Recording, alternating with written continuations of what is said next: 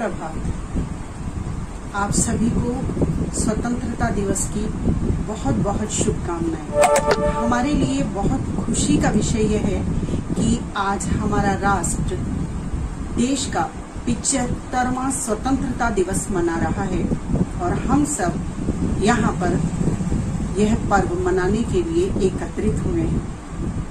75वां स्वतंत्रता दिवस एक लंबा समय, एक लंबी अवधि, लेकिन हमारे लिए चिंता का विषय यह है कि इस लंबी अवधि में क्या हमने अपनी स्वतंत्रता को बचाए रखा है, क्या खोया है, क्या पाया है।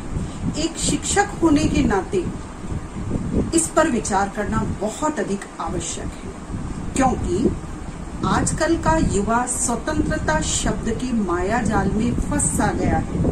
उसके लिए स्व और पर, यह दो शब्द बेमानी से हो गए हैं। उसके लिए आज स्वतंत्रता का अर्थ संस्कारों में बंधना, अनुशासन में बंधना मात्र रह गया है। इसीलिए कभी कभी परिहासवश वो ये शब्द प्रयोग में लाता है कि आज तो स्वतंत्रता दिवस है, आज मेरा कोई कुछ नहीं बिगाड़ सकता, मैं कुछ भी करूं, मैं पूर्ण स्वतंत्र हूं।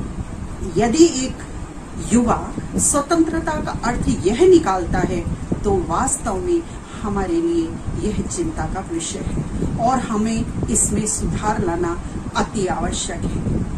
आचार्य रामचंद्र शुक्ल ने देशभक्त और देशभक्ति की एक परिभाषा निर्धारित की थी। उनके अनुसार देशभक्त बनने के लिए सरहद पर जाकर बलिदान होने की कोई आवश्यकता नहीं है। उसके लिए स्वयं से कुछ प्रश्न पूछने जरूरी हैं कि क्या आप अपने देश की बात होते समय निराशाजनक उसको नकारते तो नहीं है?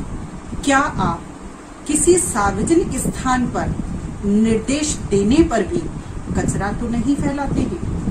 क्या आप अपने संस्कारों को रूढ़ी कहकर तो नहीं पुकारते हैं? यह छोटी छोटी बातें देशभक्त होने का परिचय देती हैं। यदि हमारा युवा इस तरह की बातें करने लगा है तो हमारा दायित्व, हमारी जिम्मेदारी निश्चित रूप से बढ़ गई है। ऐसी स्थिति में देश की स्वतंत्रता को अक्षुण्ण बनाए रखना एक भारी काम हो गया है और वर्तमान समय में जो परिस्थितियां चल रही हैं, आर्थिक संकट का दौर है, आतंकवाद, भ्रष्टाचार, रिश्वतखोरी चरम सीमा पर है, तो यह और ज्यादा विशद विवेचन का विषय है।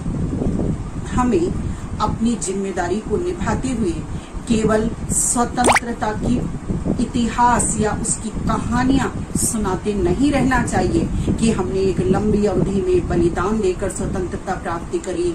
इस दिन विद्यालयों में या फिर सरकारी आवासों में मिठाई बंटती है, झंडे फहराए जाते हैं। हमारा काम यही परिपूर्ण नहीं होता। हमें उस स्वतंत्रता में छिपे स्व और परतंत्रता में छिपे पर को पहचानना है और बच्चों को उससे वाकिफ कराना है। शायद इसका कारण यह भी रहा होगा कि उन्होंने परतंत्रता की कहानियां मात्र सुनी है, उस वेदना को झेला नहीं है। ईश्वर न करे वह स्थितियां दोबारा आए।